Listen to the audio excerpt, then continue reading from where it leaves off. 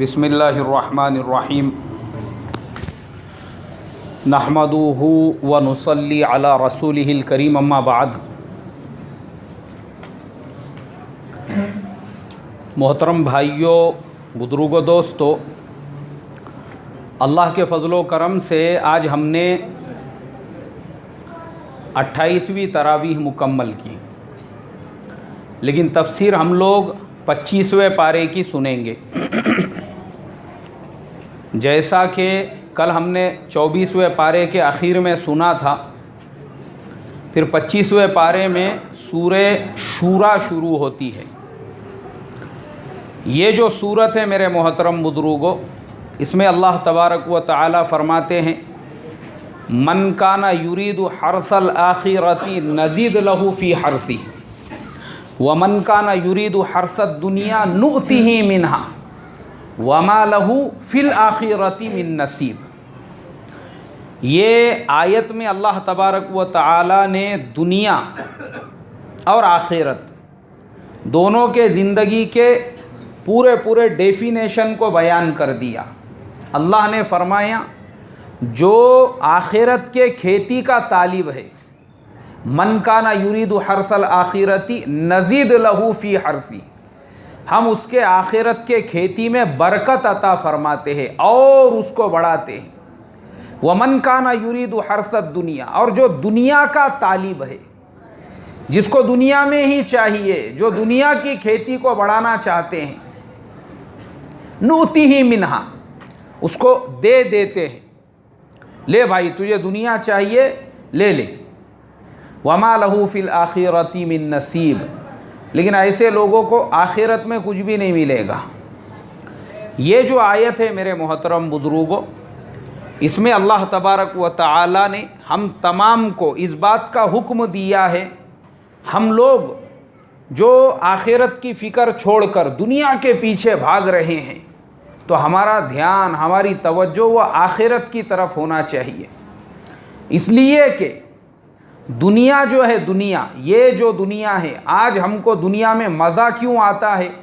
क्योंकि दुनिया की सब लज्जतों की चीज़ें हम देख रहे हैं, दुनिया के बड़े बड़े महल हम लोग देख रहे हैं, ऊंची ऊंची इमारतें देख रहे हैं, खूबसूरत सोसाइटियां हम लोग देख रहे हैं, बागात हम लोग देख रहे हैं, बड़े बड़े मॉल्स हम लोग देख रहे हैं। तो हमारी आँखों में ये दुनियादारी का जो पानी चढ़ चुका है, इसकी वजह से हम भी पूरे दुनियादार बन चुके हैं। तो हमारे बीच में होड़ लगी हुई है, रेस लगी हुई है। काय की रेस लगी हुई है? दुनिया में आगे बढ़ने की। हर आदमी दूसरे से आगे बढ़ना चाहता है। जिसके पास साइकिल है वो मोटरसाइकिल के चक्कर में है। बोले यार, किसी तरीके से मेरे पास में मोटरसाइकिल आ गई ना तो ज़्यादा अच्छा रहेगा। और जिसके पास मोटरसाइकिल है वो कार के चक्कर में है।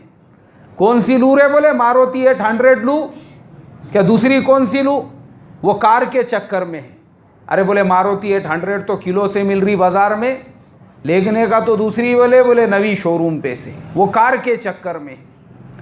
और जो कार वाला है वो मॉडलों के चक्कर में है, कार के मॉडलों के। एक साहब की कार में मैं सफ़र कर रहा था, मेरे ख्याल से वो ऐसी कोई भस्कापुरी कंपनी की कार थी, अपनी 35-40 हज़ार में मिलने वाली। तो चलते चलते वो मुझे सुनाने लगे। अब रास्ते से दूसरी कार, एक जिप बोल के एक कार निकल गई हमारे बाजू से। मौलाना ये कार देखे, बोले ये होंडा सिटी है, अपने इंडिया में ये इतने में मिलती, उतने में मिलती। फिर थोड़ा हम आगे बढ़े, एक सिग्नल पे एक और कार नज़र आई। वो देखो वो दिख रही ना? बोले कार, वो कार फुलाने कंपनी की है। क्या कार है? वो ऐसी है। अरे मैं बोला भाई, ये जलील दुनिया की तारीफ़ मेरे सामने मत करो। दुनिया की तारीफ़ करोगे तो दिल में किसकी मोहब्बत आएंगी भाई? दुनिया की मोहब्बत आएंगी। शुक्र करो, शुक्र। अल्लाह ने जो तुमको पतरे का डब्बा अता फरमाया है, इस पे शुक्र करो। अरे अल्लाह तेरा शुक्र है, कम से कम अपना ये इंडियन गवर्नमेंट का जो मारुति 800 का टपरा है, कम से कम वो तो है अपने सर के ऊपर। तो हम भी जो है धूप से बचे हुए हैं, बारिश से बचे हुए हैं। ऊपर वालों को मत देखो, मैंने कहा अल्लाह की नाशुक्री पैदा होंगी। तो हमारे ज़माने में होड़ लगी हुई है, रेस लगी हुई है हमारे दरमियान में दुनियादारी की। हर आदमी दुनियादार से आगे दुनियादार बनना चाहता है। हालांकि ये दुनिया इतनी ज़्यादा हकीर, इतनी ज़्यादा जलील है अल्लाह की नज़र में कि किताबों में लिखा हुआ है, मेरे ख्याल से फ़ज़ाइल सदक़ात में ही है ये बात लिखी हुई कि अल्लाह तबारक व तआला ने जब से इस दुनिया को बनाया है तब से एक मर्तबा भी इसको मोहब्बत की नज़र से नहीं देखे, एक मर्तबा भी नहीं। और ये दुनिया दुनिया दुनिया, हम क्या दुनिया दुनिया करते? ये दुनिया है कितनी दुनिया ये आपको मालूम है? मेरे पास में एक 3D पूरा का पूरा एक ग्राफिक्स है लैपटॉप के अंदर, पूरा जो हमारा यूनिवर्स है उसके अंदर, तो वो सैटेलाइट के ऊपर से उसमें पूरी तस्वीरें ली हुई है कि पूरा जो यूनिवर्स है वो कैसे नज़र आता है। उसके अंदर जो नज़र आते हैं ना, सबसे पहले ये मार्स जो सितारा है, चांद के बाजू में जो सितारा हमको मगरिब के टाइम पे नज़र आता है उसको मार्स कहते हैं, सबसे पहले वो नज़र आता है। जुपिटर जो सितारा है वो नज़र आता है, और बहुत सारे सितारे सैयारे अल्लाह ने बनाए वो नज़र आते हैं, सूरज नज़र आता है, चांद नज़र आते हैं। लेकिन हमारी ज़मीन कहीं पे नज़र नहीं आती। तो वो ज़मीन अगर आपको देखना है उसको जूम करना पड़ता, और उसको जूम करो तब भी ज़मीन नज़र नहीं आती। मतलब जो अल्लाह के नबी ने हदीस में फरमाया है कि ये दुनिया अल्लाह के नज़दीक इसकी हैसियत मच्छर के पर के बराबर भी नहीं है। अरे मच्छर का पर तो बहुत बड़ा रहता, कम से कम वो तो भी नज़र आ जाता, ये दुनिया आपकी नज़र भी नहीं आती वहाँ से, उसको इतना जूम करना पड़ता। उसके बाद कहीं जाके फिर ये अर्थ नज़र आता है, फिर पता चलता रहे ये दुनिया है बोले अपनी, जिसमें 3-3 फीट के गली के वास्ते मारामारी चालू है बोले, ये दुनिया, ये वहाँ से नज़र आने को तैयार नहीं है। और यहाँ गाड़ी खड़े करने पीछे तेरी मेरी चल रही है, लड़ाई झगड़े चालू है यहाँ पे 1-1, 2-2 फीट की जगह के वास्ते, और वो वहाँ से नज़र भी नहीं आ रही, वो सैटेलाइट के ऊपर से।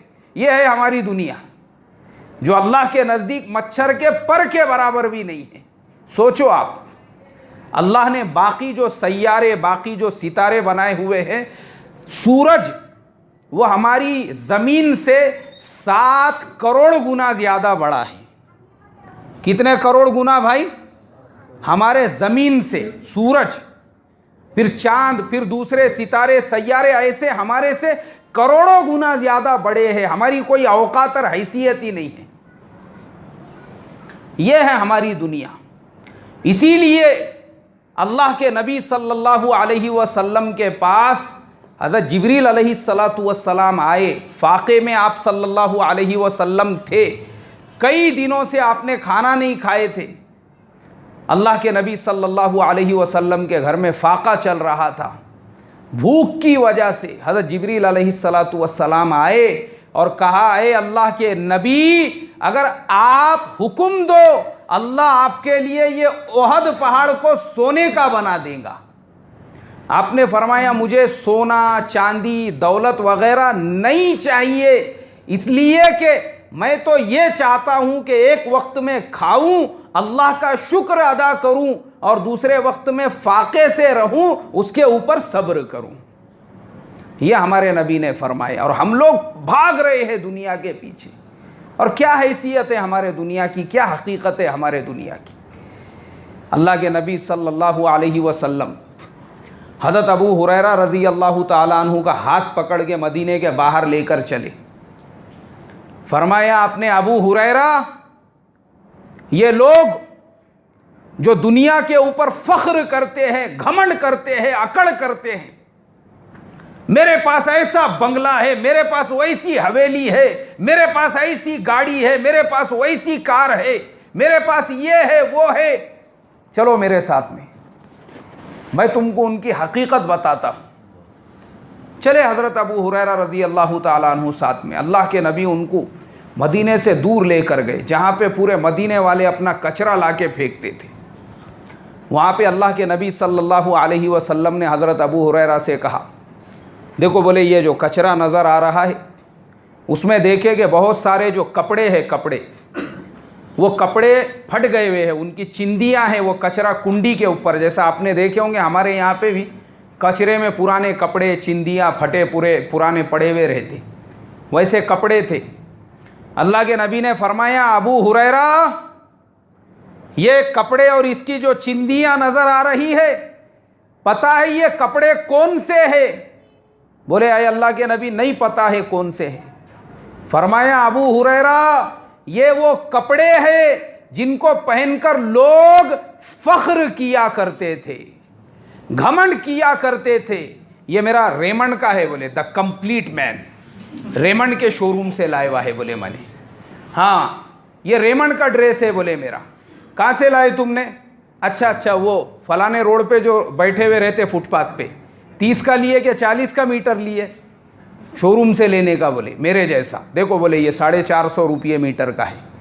हमारे ज़माने में फ़ख्र करते कपड़े पहनकर, और ऐसा घमंड करते लोग। एक साहब को मैंने पूछा, मैं बोला, भाई ईद के कपड़े हो गए आपके सीना? नहीं, मैं हैदराबाद को भेजता, बोले सीने के वास्ते। मैं बोला, क्यों, अपने यहाँ पे टेलरों ने हड़ताल कर दिए भी है क्या? नहीं, वो फिटिंग बराबर नहीं करते, बोले। यानी देखो, जो जिंदा इंसान होता है कितने नखरे रहते इसके। साला नींद में अगर रात को सोया तो पता नहीं रहता होगा लुंगी किधर जा रही बोल के, खुद का ध्यान नहीं है, खाली कपड़ों के ऊपर घमंड। कहाँ? तो बोले हैदराबाद को भेजे हुए है सीने के वास्ते में। हैदराबाद से आते, बोले मेरे कपड़े सीने को, मेरे को यहाँ के टेलर पसंद नहीं आते। अल्लाह के नबी ने फरमाया, ये कपड़े हैं, बोले वो ये चिंदिया जो नजर आ रहे ना, ये वही है जिनको पहनकर अकड़ा करते थे, अब दुनिया में नहीं रहे। वो कपड़े कहाँ पे पड़े हुए हैं भाई? कचरे के कुंडी पे पड़े हुए। एक जगह निकाह पढ़ाने को गया मैं, असर के बाद में निकाह, मगरिब की अजान का वक्त हो गया, दूल्हे मियाँ आने को तैयार नहीं। अरे मैं बोला, भाई बुलाओ दूल्हे को, आ रहा नहीं बेचारा, कहाँ है, किधर है? मगरिब की नमाज हो गई। अरे मैंने कहा, भाई असर के बाद का निकाह था, मगरिब की भी नमाज हो गई, मगरिब पढ़ के आए हम पड़ोस की मस्जिद से, कम से कम अभी बुलाओ उनको। देखो कम से कम 1000-1500 लोग यहाँ पे बैठे हुए हैं दूल्हे के इंतज़ार में। दूसरे लोगों को भी कुछ काम वगैरह होंगे, मेरे पीछे भी मैं बोला दूसरे काम हैं। वो दूल्हा आने को तैयार नहीं। इशा की अजान से थोड़ी देर पहले दूल्हे मियाँ आए। आने के बाद में मैं पूछा उनको, मैं बोला, और दूल्हे मियाँ बहुत लेट कर दिए, क्या बात है? रिक्शा पंक्चर हो गया था क्या रास्ते में? तो उनके बाजू जो दोस्त था उसने बोला, नहीं, बोले वो दूल्हे मियाँ की जो टाई है ना, उसकी इस्त्री करे हुई नहीं थी, बोले बराबर से। तो एक आदमी इस्त्री की दुकान ढूंढने के वास्ते निकला था असर के बाद, पता चला वो एरिया में इस्त्री की दुकान ही नहीं है। वो इधर जा उधर जा ढूंढते ढूंढते वो ईशा के बाद इस्त्री करके लेके आया टाई की। हालांकि मैं बोला, यार दूल्हे मियाँ, मैं तुमको पहचानता हूँ, फुलाने महल्ले में रहते ना तुम? बोले, हाँ मैं वहीं रहता हूँ। अरे मैं बोला, मैंने तुमको कई बार देखा, चबूतरे पे बैठे हुए रहते, 1.5 कुंटल मक्खियाँ लगे हुए रहते तुम्हारे आंग पे। रास्ते से जाने वाले को सूरत देखने का तो हिलाना पड़ता, ऐसा तुम ही छे क्या बोल के। यार मैं बोला, तुम महीना भर घर के बाहर जो है चबूतरों पे बैठे हुए रहते, वहाँ मक्खियाँ पूछने को तैयार नहीं रहते तुमको, और शादी के टाइम पे इतने नखरे के इस्त्री करने को एक आदमी, टाई बराबर नहीं है, उसके लिए तुमने इतने लोगों को असर से मगरिब हो गई, मगरिब से ईशा करा दिए। अल्लाह के नबी ने फरमाया, अबू हुरैरा, यही कपड़े हैं, वो शेरवानियाँ, वही लिबास, वही इस्त्री के कपड़े हैं जिनको पहनकर लोग क्या किया करते थे भाई? फख्र किया करते थे, घमंड, मेरे कपड़े ऐसे, ये कंपनी का ब्रांड, वो कंपनी का ब्रांड, वो सब निकल गया। उसके बाद वही वकंडे के ऊपर बैतुल खला भी पड़ा हुआ था। अल्लाह के नबी सल्लल्लाहु अलैहि वसल्लम ने फरमाया, अबू हुरैरा, ये जो गंदगी नजर आ रही है, ये वो चिकन तंदूरी है जिनको खाया करते थे फख्र के साथ में। चिकन 65 है, और वो बेहतरीन बिरयानियाँ हैं, और बेहतरीन हलवे है, और बेहतरीन मीठे हैं, जिनको खाने के वास्ते लड़ाई झगड़े किया करते थे। देखो इसकी हकीकत, जिसको खाने के लिए इतनी मेहनतें, इतनी मशक्क़तें होती थी, आज उसका हाल ये है कि जानवर भी उसके बाजू में जाने को तैयार नहीं है।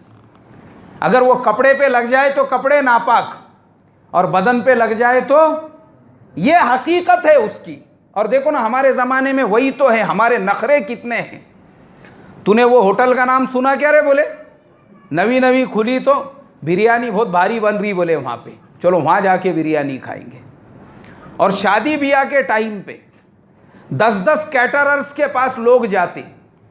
अच्छा, दुनियादार जो है, मैं उनकी बात नहीं कर रहा हूँ। मेरे को एक दीनदार साहब ने बोले, माशाअल्लाह दीनदार साहब, उनके बेटे का वलीमा करने का था। बोले यार मौलाना एक आधा कैटरर मिल रहा नहीं, मैं सोच रहा बम्बई से कैटरर मंगाना। बोले अब मैं बोला क्यों? बोले देखो वो फुलाने एरिया का जो कैटरर है ना, उसके पास में क्या खाली 7 डिश है बोले, उसके पास में मीठे में 2 6 बोले, और ऐसे में जो है ये है वो है, रोटी ऐसी है। मैंने सब टेस्ट करके आया, बराबर मेरे को पटा नहीं। बोले फिर वो तीसरा जो है ना, उसके पास भी गया था मैं, वहाँ पे भी 8-9 डिशें है बोले। वो फुलाने के पास गया, उसके पास में भी इतने 6 बोले।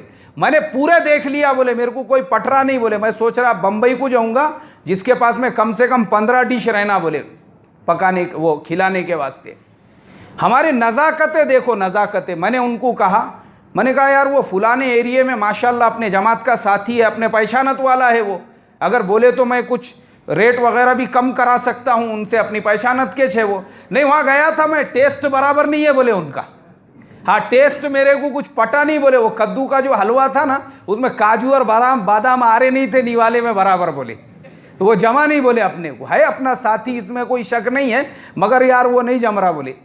यानी आज हमारे नखरे देखो, किसके वास्ते? खाने के वास्ते। हाँ, खाने के लिए कितनी नज़ाकतें। और अल्लाह के नबी ने फरमाया, अबू हुरैरा ये वो लजीज बिरयानियाँ, वो 10-10 और 15-15 डिशेस है, जिसका हाल ये हो चुका है अब उसके पास में भी जाने को तैयार नहीं है। कपड़े पे लग गए तो कपड़े नापाक, और बदन पे लग गए तो बदन नापाक। ये हकीकत है ये दुनिया की। उसके बाद वहाँ पर जानवरों के ढांचे पड़े हुए थे, घोड़ों के, ऊँटों के। ये हदीस है, ये फ़ज़ाइले सदक़ात के अंदर आप देख सकते ये हदीस।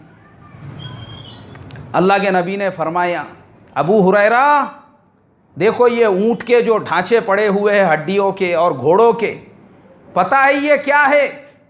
ये वो सवारियां हैं जिन पे बैठ के घमंड किया करते थे, अकड़ किया करते थे, फख्र किया करते थे। वो ज़माने के हिसाब से, वो ज़माने में भी लोग घमंड करते थे। मेरे पास अरबी घोड़ा है, कोई कहता था मेरे पास इराकी घोड़ा है, कोई कहता था मेरे पास ये सवारी है।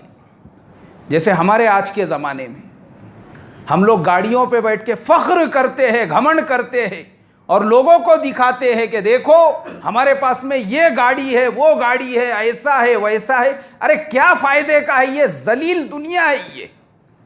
इसके अलावा क्या है? घमंड और फ़ख्र करके फ़ायदा क्या है? ये जिस्म में की रूह निकल गई, उसके बाद वो गाड़ी की हैसियत सिवाय पतरे और टपरे के कुछ भी नहीं है।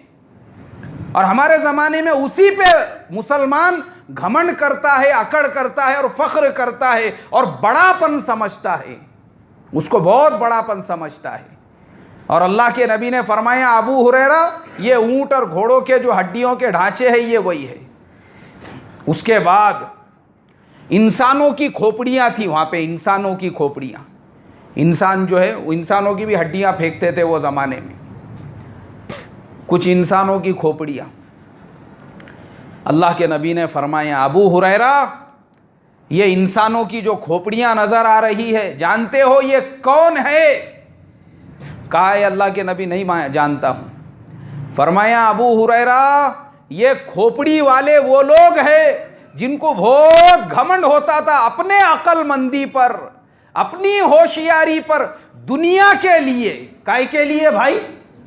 दीन के लिए नहीं, दुनिया के लिए। लोगों में घमंड करते थे, फ़ख्र करते थे कि मेरा जजमेंट ऐसा है और मेरा जो तरीक़ा है वैसा है, और क्या मैंने तो ऐसा एक सौदा कर दिया, और मैंने तो ऐसी तिजारत कर दिया, और मैंने तो वैसा कर दिया। सब अपने दिमाग का खेल है। बोले अल्लाह हिफाजत फरमाए। मुसलमान बोलता आज के ज़माने में, हाँ बोले मैंने वो फुलाना प्लॉट इत्ते में लेके उत्ते में बेच दिया, फुलाना खेत इत्ते में लेके उत्ते में बेच दिया, वो फुलानी बिल्डिंग वहाँ कुछ नहीं था, बोले मैंने इत्ते में लेके इत्ते में बनाया, उतने में बेच दिया। आज का मुसलमान फ़ख्र करता है, फ़ख्र काय के ऊपर? दुनिया की चीज़ों पर। अल्लाह के नबी ने फरमाया मौत के बाद ये दिमाग, ये अक्लमंदी, ये होशियारी कुछ काम आने वाली नहीं है। फरमाया ये जो खोपड़ियां है ना पड़ी हुई, ये उन्हीं लोगों की है जो लोगों के सामने शेखी बघारा करते थे, बड़ी बड़ी बातें करके। ये है दुनिया की हकीकत। फिर अल्लाह के नबी सल्लल्लाहु अलैहि वसल्लम ने फरमाया, अबू हुरैरा, मोमिन का जो असली घर है वो आखिरत है। क्या है भाई? हाँ, आखिरत है। ये दुनिया में कुछ भी नहीं है, याद रखो। ये सिवाय धोखे के कुछ नहीं है। और ये चीज़ जिन लोगों के समझ में आ गई, उन्होंने हमेशा हमेशा के लिए दुनिया को लात मार के निकल गए। और जब एक बार दुनिया को लात मार दिए, अल्लाह तबारक व तआला ने उनको आखिरत का गनी कैसे बनाया वो भी मैं आपको बताता हूँ। हज़रत इब्राहीम इब्ने अदहम रहमतुल्लाह अलैह बादशाह थे। वो कौन थे भाई? बादशाह थे। अल्लाह ताला ने उनके दिल में बात डाली कि इब्राहीम, बादशाहत तो ख़त्म हो जाएंगी, लेकिन बादशाहत के साथ जैसी मौत आई तो बादशाहत क्या हो गई? ख़त्म हो गई। कब्र में चले जाओगे तो बादशाहत साथ में आएंगी क्या? नहीं आएंगी।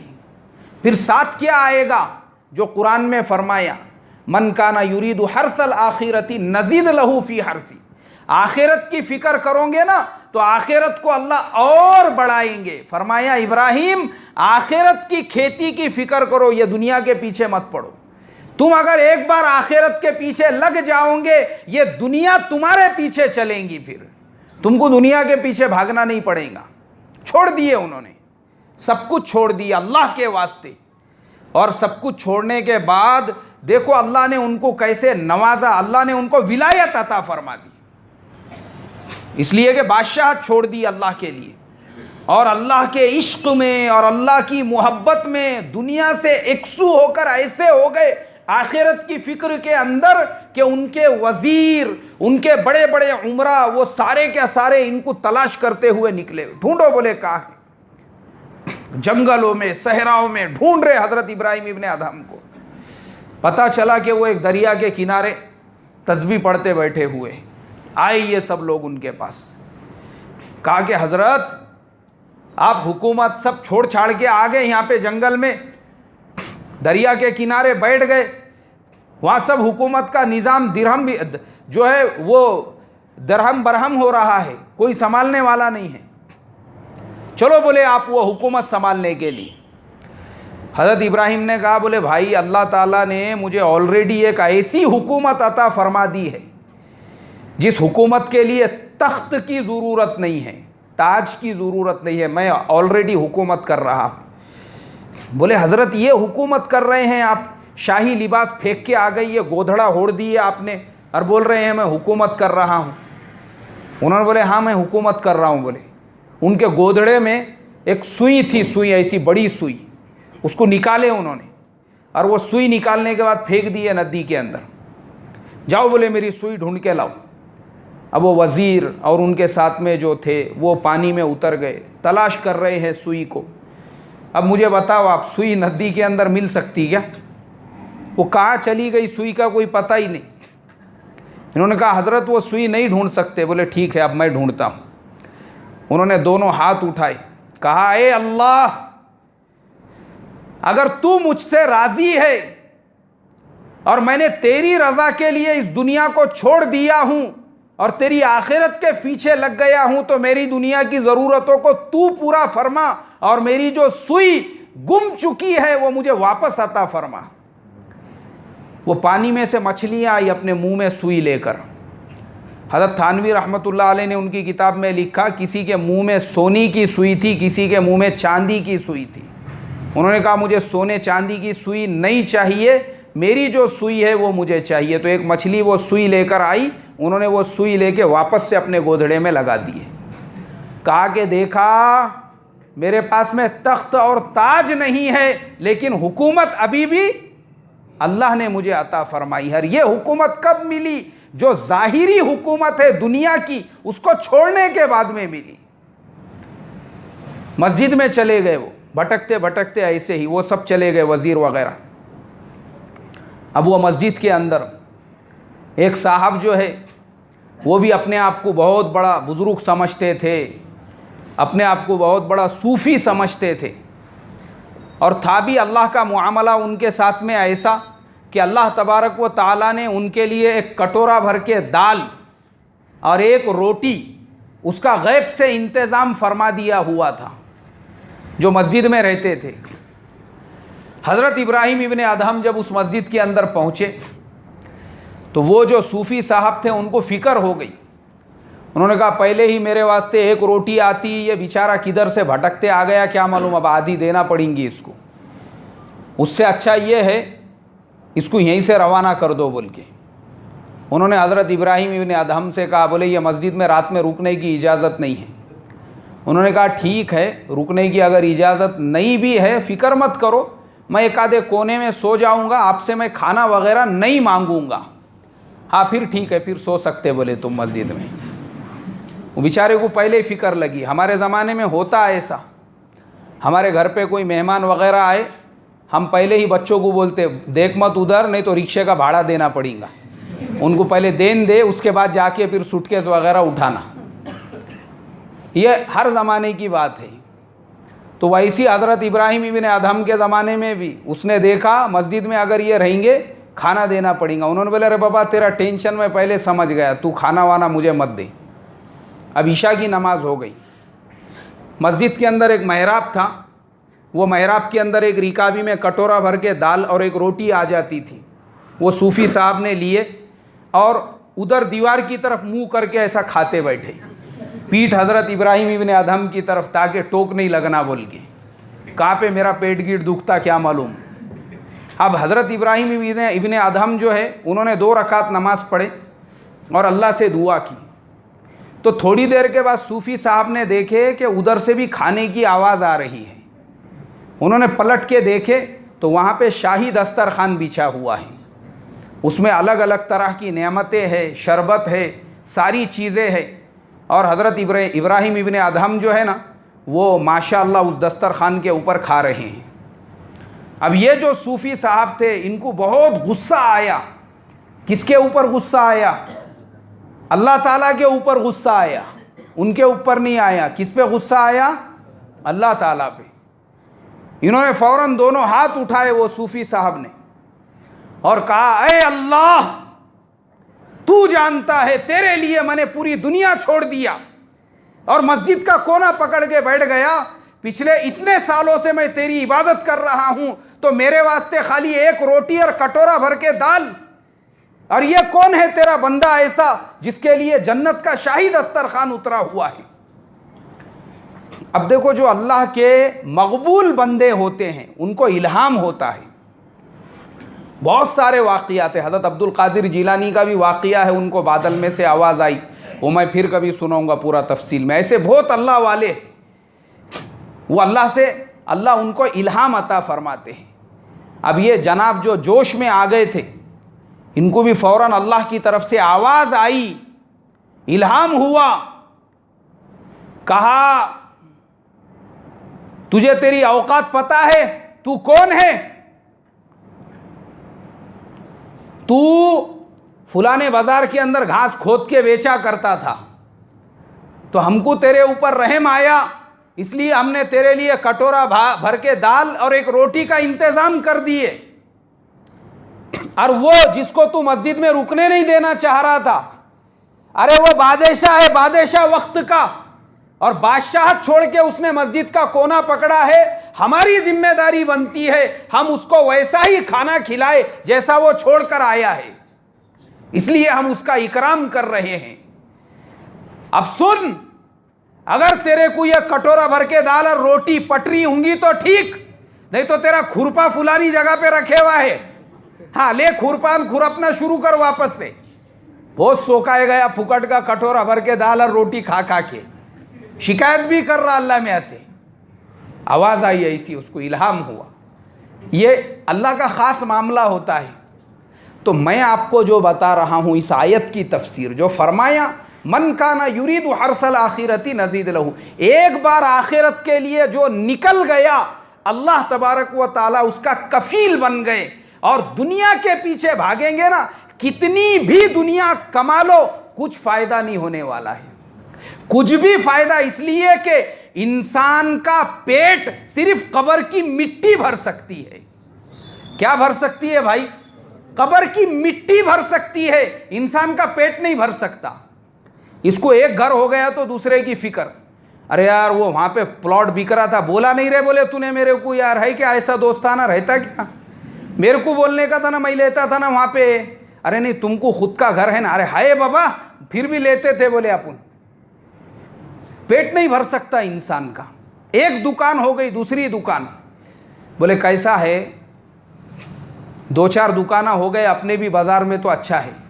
दुनिया की हिर्स, दुनिया की हवस, पेट नहीं भर सकता। पेट कब भरेगा? कब्र में जाने के बाद। और मैं आपको खाली एक मुख्तसर कारगुजारी बोल के बात ख़त्म करता हूँ। हम लोग 3 दिन की जमात में चल रहे थे, एक देहात के अंदर, एक खेड़े के अंदर।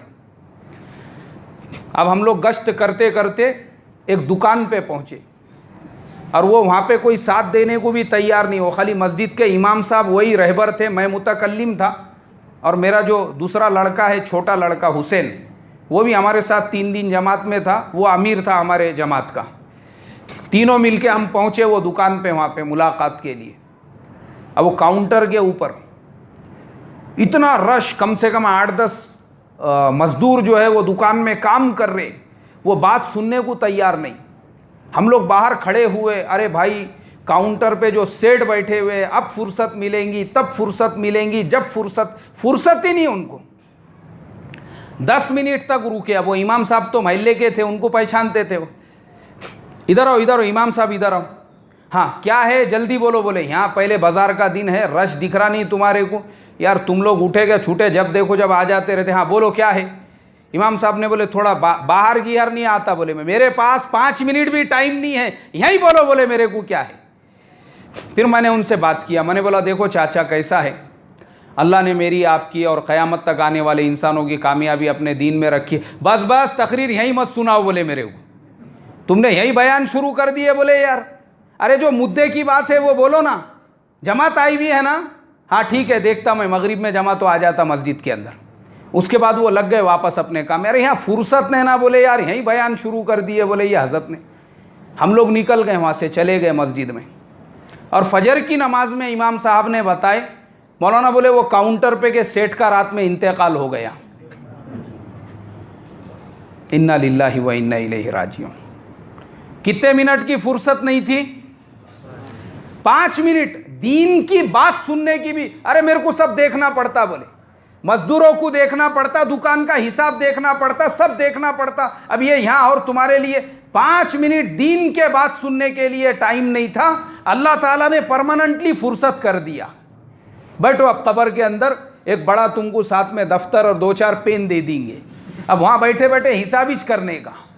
फुर्सत ही फुर्सत हो गई हमेशा हमेश की। तो इंसान का हाल ये है, मौत सर पे खड़ी है लेकिन फिर भी दुनिया छोड़ने को तैयार नहीं, दुनिया ने छोड़ दिया। इसके लिए मेरे मोहतरम बुजुर्गों दोस्तों, ये दुनिया बहुत ख़तरनाक चीज़ है। ये दुनिया में रहना है, दुनिया कमाना है, सब करना है, लेकिन दुनिया को अपने दिल में नहीं आने देना है। अल्लाह तबारक व ताला मेरी आपकी, हम तमाम मुसलमानों की दुनिया के मोहब्बत से हिफाजत फरमाए और हम तमाम को आखिरत की फ़िक्र अता फरमाए। सुभान अल्लाहि व बिहम्दी, सुभानक अल्लाहुम्मा व बिहम्दिका, नशहदु अल्ला इलाहा इल्ला अंता, नस्तगफिरुका व नतूबु इलैक।